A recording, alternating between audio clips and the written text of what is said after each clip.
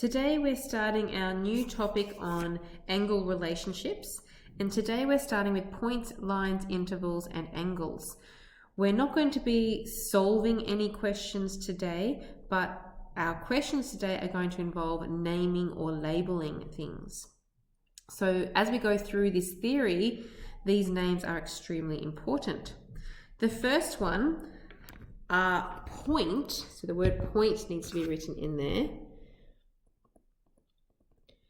is usually labeled by a capital letter. So if I wanted to label a point P, so I would draw a dot to represent the point and a capital P to give it a name. And that's how I draw it. The second one, a line passing through 2 points, A and B, can be called AB or BA. So here is a line. Now when you draw a line, it could extend forever, so we put arrows on the end of it. This line is going to pass through 2 points. It's going to pass through the point A and B. It doesn't matter if you put the B first or the A first, as long as they're both on there. That line could be called AB, or it could be called BA, because it doesn't matter which letter you say first. Next one, a plane is a flat surface that extends indefinitely, or it can extend indefinitely, but probably what it should say is that it can extend in 2 different dimensions. So think of a piece of paper, because a piece of paper is a plane, and this is my drawing of a piece of paper.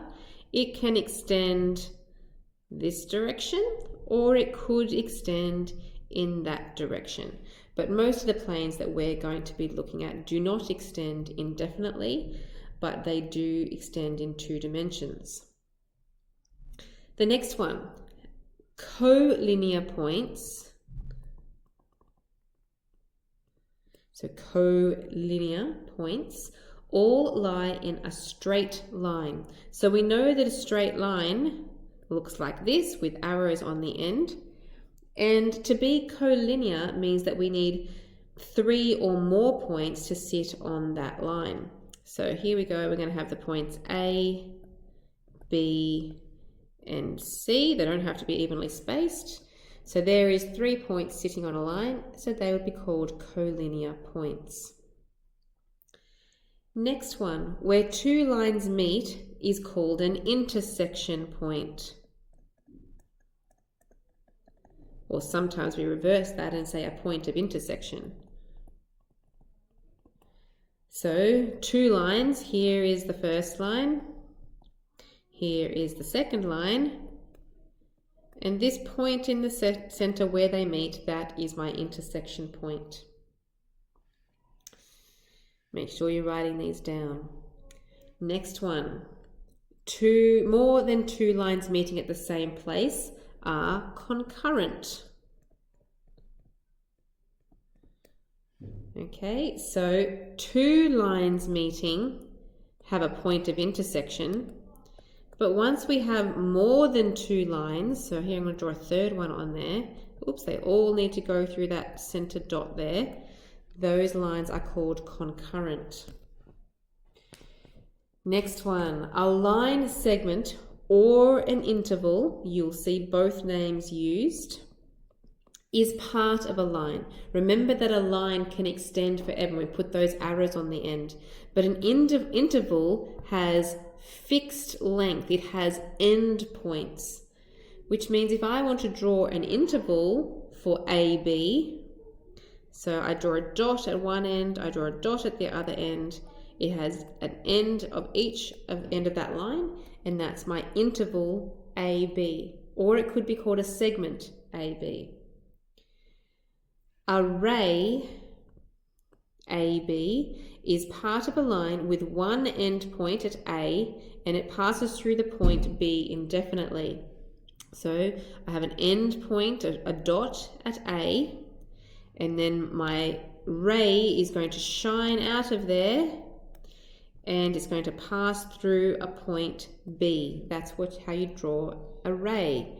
Think of it like a torch. If I have a torch at A, my light shines out through the B. The first letter is always your starting dot, and the second letter is the one that it's going to go through. Next one. When two lines meet, an angle is formed. This is called the vertex. The two rays are called the arms of the angle.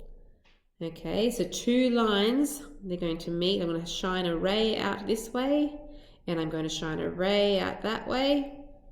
So this point where they meet, which is my point of intersection, but when we're talking about an angle, we call it the vertex.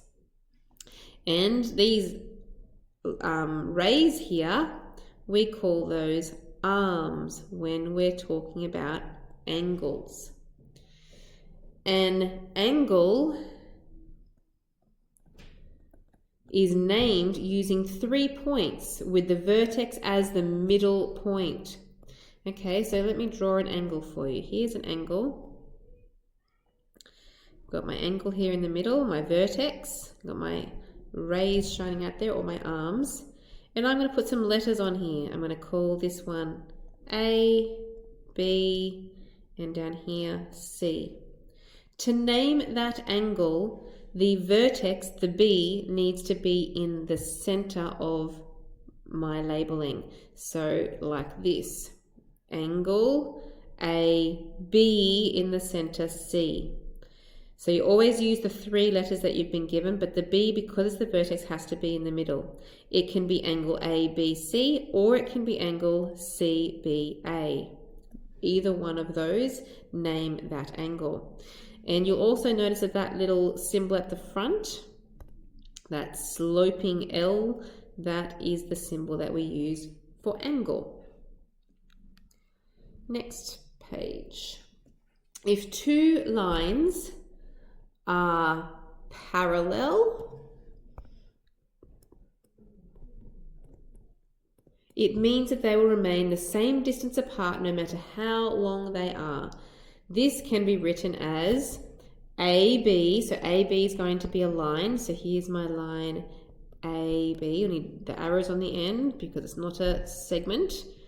AB parallel to DC. So I need another line, just like us on the other side of the ruler. Those lines need to be parallel, not heading towards each other in any way.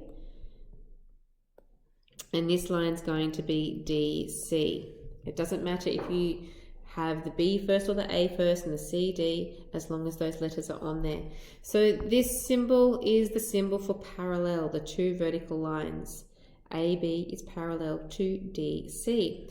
When we have parallel lines, we also tend to mark them with an extra arrow in the center of the line that indicates that they're parallel. Two lines that meet at 90 degrees are said to be perpendicular.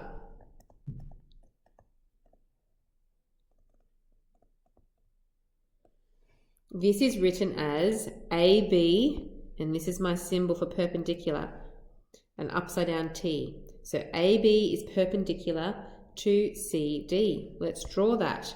So AB is going to be a line with arrows on the end. There it is, A and B. CD has to go through that at a right angle. And again, I need some labels on that. I need a C and a D. So there it is, AB is perpendicular to CD. And the last part here, the markings on this diagram show that AB is equal to something. We tend to use the same symbols on things to show that they are the same. So AB, here's my A and B, that side is marked with this line here in the middle of it. The other side that has that line, here it is down here. I need to know the name of that line. So I need the letters on the ends of it. It's going to be D and C. So AB is equal to DC. You could call that CD. Remember, it doesn't matter the order as long as you have both those two letters. All right, now let's look for the next one, AD. So AD is here, A down to D, it's marked with 2 lines. So here's my other one with 2 lines. That side would be called BC or CB. Okay, that's how we do sides. To do angles, we have our little angle symbol. So I want angle BAD. Remember the A in the center is where the vertex is. So here is my vertex. BAD, there's my angle. I've drawn the arms on there for you. It's talking about this arc in here. That's the angle that I want. So here is the one with the same symbol. I need to name that angle, and I need to use the arms to do that. So the arms start at B, C is the point, and D. So that's angle BCD. Or you could have started at D and gone angle DCB. All right, one more with an angle. This one is angle ABC. So ABC, the B is the point, so we're doing the double arcs in there. So my double arcs are over here, and I need to name that angle using the arms. So the D will be at the center. I'm going to start with the A. I'm going to ADC. So angle symbol, ADC. Or you could have started with the C and gone CDA. Both would be correct. Okay, so we are not doing this exercise like this down here shown in the textbook. We have a workbook that we're going to do over here. So this is your workbook, and you're starting on this page here that says page 1. And just like our theory booklet, you want to draw a diagram showing points and lines. Make sure you label everything. You're doing page 1, and you're also doing page 2, not page 3, just 1 and 2 so far. Okay, and that's it for today.